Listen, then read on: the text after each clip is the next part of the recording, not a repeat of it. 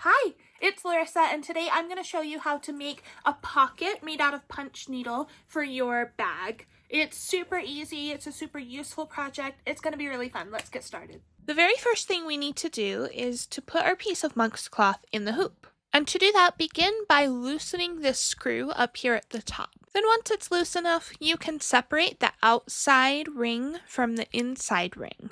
Then lay the smaller of the two rings down on a surface in front of you and put your piece of monk's cloth over that, kind of trying to center the design. Then you can take the outer ring and put it on top of the fabric, sandwiching it in between the two halves of the ring. Press down to snap it in place and make sure the hoop lines up with itself all the way around. Next, we're going to want to tighten it right back up. The more snug the fabric is in the hoop, the easier this project is going to be. So make sure it gets really tight. You can use a pair of pliers or a screwdriver to tighten it super well. And you can also pull on the edges of the fabric to make sure it's just in there super tightly. Next, we're going to thread our punch needle. And to do that, take the little elastic band off of your yarn and make sure you have a good length of it to use. Then take your threader and put it down through the needle, starting at the metal end until you see the loop of the threader come out the bottom of the needle.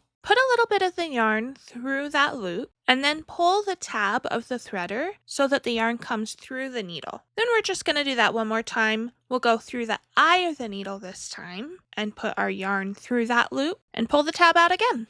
The thing to look for here to make sure your needle is completely threaded is that the yarn is traveling through the entire length of the needle, so up through the handle, up through the needle, and out the eye. Now we can start making some stitches.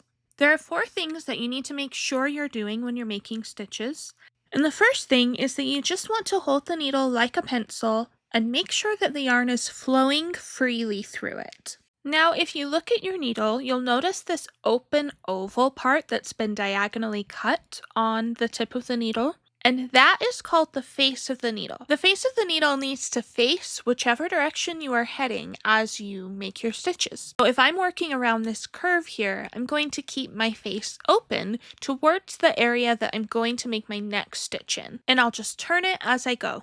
Next, when I make my stitches, I'm going to make sure that I'm going all the way down until my handle and the fabric are touching. Pushing the needle all the way down every time you make a stitch is what's going to give you nice, even stitches. Then the last thing you need to know is when you bring your needle back up to move to the next stitch, you want to be very careful to not lift it up off the fabric at all. You want to lift it up just enough that you can scoot the needle across the surface of the fabric before pushing down and making another stitch.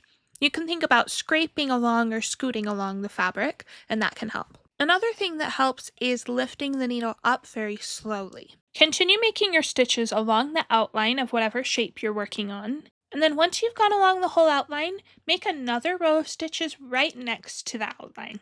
It will start to kind of spiral inwards as you make more and more rows of stitches.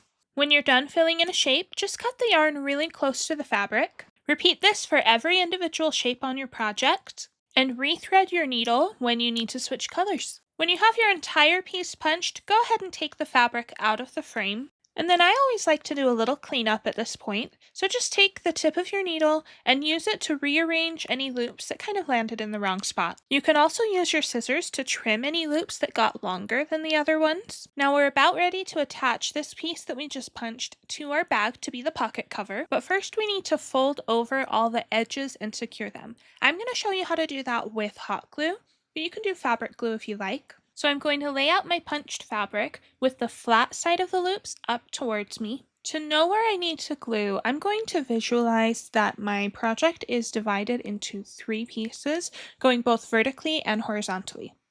For each corner, I'm going to run a string of glue along the outside third of that corner. Here's what that looks like. And then I'm also going to, on the very edge of the fabric, do another string of glue that matches the length of the one I did on the punched piece. Then I'll be able to very carefully fold that corner in and make sure it's lining up.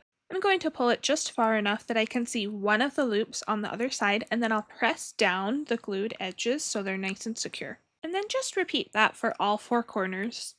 Once you folded in your corners, we're now going to fold over the edges. And on the edges, we'll fold over the bottom and the two sides, but we're going to leave the top alone for now. On each side, we're going to fold the kind of triangular shape over and glue it. So just run a bead of glue right along the edge of the triangle and fold it over and press it down. Repeat for the remaining two sides, remembering to leave the top alone for now.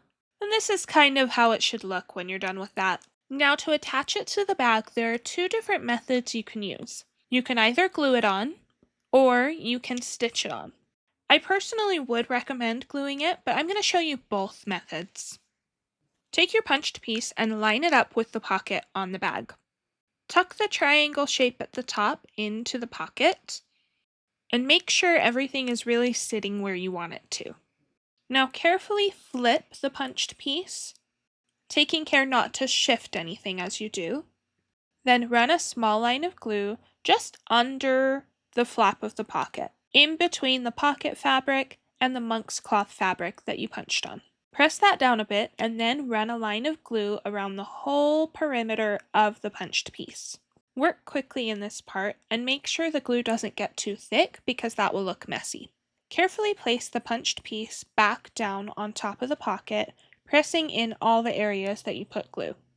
After letting the glue cool, come back and touch up any areas that you might have missed. If you prefer to stitch your pocket cover on, then you'll just do the exact same thing, except instead of gluing it, you'll use the whip stitch to attach the panel to your pocket. To do the whip stitch, align the panel on top of the pocket and then make short stitches through the pocket and the panel, all going the same direction. The stitches should be parallel to each other, and after a while they'll start to kind of look like ladder rungs. Tie a knot at the beginning and the end, and then you're done. And that is how you put a punch needle pocket on a canvas bag. Didn't it turn out cute? I hope you had fun. Thanks for joining us. Bye-bye.